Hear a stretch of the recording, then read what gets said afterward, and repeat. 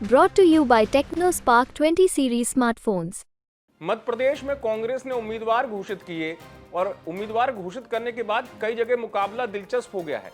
यूं तो मध्य प्रदेश में लोग सबसे हॉट सीट गुना को मान रहे हैं कि गुना में क्या होगा, क्या कांग्रेस ज्योतिरादित्य सिंधिया के सामने दमदार चेहरा दे पाएगी। लेकिन इस लिस्ट के बाद एक सीट जो है उसे अब मध्य प्रदेश की सबसे हॉट सीट कहा जा रहा है। मैं बात कर रहा हूं रीवा लोकसभा क्षेत्र की। इसे क्यों हॉट सीट कहा जा रहा है और क्यों कहा जा रहा है कि कांग्रेस कहीं उलटफेर न कर दे। रीवा में हमेशा अप्रत्याशित परिणाम आए हैं। कई बार बड़े बड़े धुरंधर जो हैं यहाँ पर वो चुनाव में हार का मुंह देख चुके हैं। ये वही रीवा है जहां पहली बार बीएसपी का खाता खुला था। इस बार कांग्रेस ने उतार दिया जनार्दन मिश्रा, 2 बार के मौजूदा सांसद हैं, 2 बार जीत चुके हैं। उनके सामने नीलम अभय मिश्रा को टिकट दिया गया है। पति विधायक हैं और टिकट इसलिए मिला क्योंकि रीवा की तमाम विधानसभाओं में से केवल एक विधानसभा जहां कांग्रेस अपनी लाज बचा पाई वो सिमरिया सीट है, जहां से अभय मिश्रा विधायक हैं, कई बार विधायक रहे हैं। नीलम मिश्रा जिनको टिकट दिया वो खुद बीजेपी के सिंबल पर चुनाव जीती थी, बीजेपी विधायक रह चुकी हैं। तो एक तो समीकरण ये हुआ।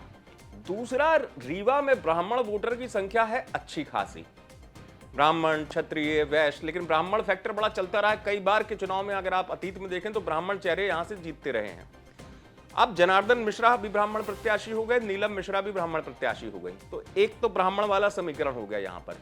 दूसरा, रीवा में जो प्रयोग होते हैं कई बार वो ये रहता है कई बार कि 3 बार एक साथ कोई सांसद नहीं बन पाता है। एक रिकॉर्ड रहा है या मिथक कह ले कि 3 बार का ऐसा रहा है। इसके अलावा चूंकि ये कहा जा रहा है कि जनार्दन मिश्रा का 10 साल का कार्यकाल हो गया, यानी वो 2 बार सांसद रहे, तो क्या रीवा की जनता बदलाव चाहेगी? और दूसरा, कांग्रेस ने दमदार कैंडिडेट उतार दिया नीलम अभय मिश्रा के तौर पर। चूंकि इस सीट पर जब तक टिकट घोषित नहीं हुआ था तब तक कहा जा रहा था कि एक तरफा जनार्दन मिश्रा जीत सकते हैं अगर कोई दमदार नहीं आया। अब दमदार कैंडिडेट आ चुका है नीलम अभय मिश्रा के तौर पर, जैसे मैं बता रहा हूं। तो यहां चुनाव दिलचस्प हो गया है और रीवा की हॉट सीट इसलिए बन गई है क्योंकि रीवा में जनता प्रयोग करने में हमेशा आगे रही है। जैसे मैंने बताया कि बीएसपी का खाता एमपी में खोल दिया था रीवा की जनता ने, पहली बार बीएसपी का कोई सांसद बना था।